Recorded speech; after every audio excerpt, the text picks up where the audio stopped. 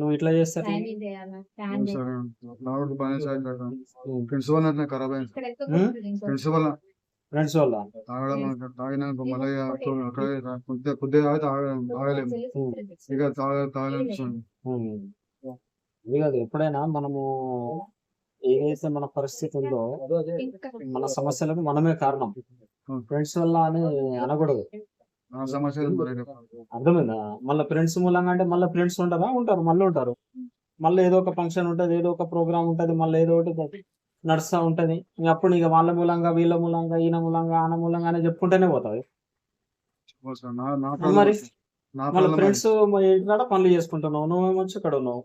ఎవరి మూలంగా ఎవరు ఇదవుతున్నారు? నా మూలంగా నేను ఖరాబ్ అయింది. మరి అదే నేర్చుకోవాలి కదా, ఇదే తెలుసుకోవాలా.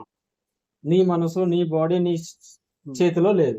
సరే, నీ బైక్ అంటే నీ చేతిలో లేదు, నీ భూమి అంటే చేతిలో లేదు, వేరే వస్తువులు అంటే నీ చేతిలో లేదు. నీ మైండ్ అయితే నీ చేతిలో ఉండాలి, నీ శరీరం అయితే నీతో ఉండాలి కదా. మరి దీనికి అధిపతి నువ్వే కదా, దీనికి యజమాని నువ్వే కదా, ఓనర్ నువ్వే కదా, నీ బాడీకి, నీ మైండ్కు. ఇది ఇక్కడ ఏదన్నా తప్పు జరుగుతున్నదంటే దానికి కారణం మనమే. ఎదుటోడు ఏమన్నా చేసుకొని మనం తప్పుడు ఆలోచన చేయకపోతే అయిపోయి, మన మైండ్లో క్రేవింగ్ ఉండకపోతే అయిపోయి, మన బాడీని మనం కంట్రోల్ చేసుకుంటే అయిపోయి. సో దీనికి కారణం వేరే వాళ్ళు ఎట్లయితే మళ్ళా మొదటికి రావద్దు. మళ్ళా ఈయన నేర్చుకున్నది ఏంటి?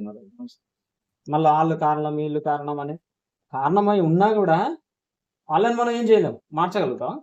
మనల్ని మనమే మార్చలేం, వేరే వాళ్ళని ఏం మార్చగలుగుతాం? మన బాడీ మన కంట్రోల్లో లేదు, మన మైండే మన కంట్రోల్లో లేదు.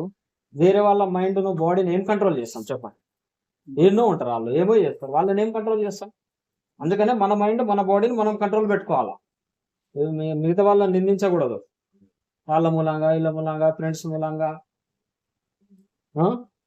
మనం దీనికి కారణం 100%, 100% మనమే దీనికి. సో వెళ్ళి ఇంటికాడ చెప్పినవన్నీ ఫాలో కావాలి. ఒకటి, మెడిటేషన్ కంటిన్యూగా చేయాలి. చేస్తున్నావు పొద్దున సాయంత్రం 1 అవర్. సో ఆ లింక్ బ్రేక్ చేయొద్దు.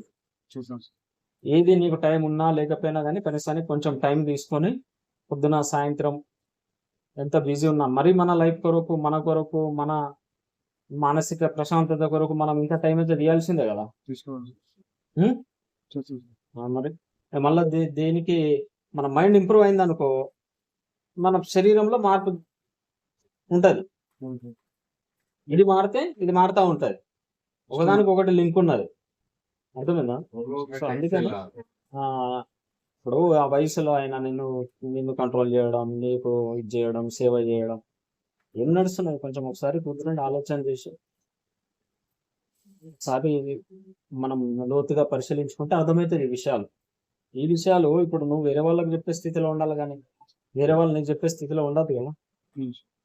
సో అది చేయాలి, ఇంట్లో వాళ్ళని కూడా చేపియాలి. సో ఇది ధ్యానం వైపు కొంచెం మన మనసు, స్పిరిచువాలిటీ, ఆధ్యాత్మికత అంటారు కదా, ఆధ్యాత్మ, దాని వైపు మనం కొంచెం అడుగులేయాలి. అర్థమైంది? సో అట్లయితే కొంచెం మెల్లిమెల్లిగా ఒక రోజు జరగదు కానీ మెల్లిమెల్లిగా ఇంప్రూవ్మెంట్ జరుగుతుంది. చాలా వాల్యుయబుల్ ఈ లైఫ్ అంటే, చాలా ముఖ్యమైన లైఫ్. అట్లా దీన్ని ఏదో చిన్న దానికి మనం బానిస అయిపోయి, చిన్న విషయానికి బానిస అయిపోయి, దానికి అంకితం అయిపోయి అట్లా చేయకూడదు. అర్థమైంది? క్లాసెస్ మంచిగా అర్థమైంది కదా, అది దృష్టిలో పెట్టుకోవాలి. అవి మరవద్దు. అవి మరవకుంటే అది ఇంప్లిమెంట్ చేస్తాం మనం. ఓహో, సార్ ఇట్లా చెప్పిండు ఇట్లా చేయాల. దాంతో పాటు ప్రాక్టికల్ గా మన మనసును అదుపులో పెట్టుకోవడానికి ఎప్పుడు మెడిటేషన్ కంపల్సరీ చేయాలి. ఓకేనా? All the best. సరే.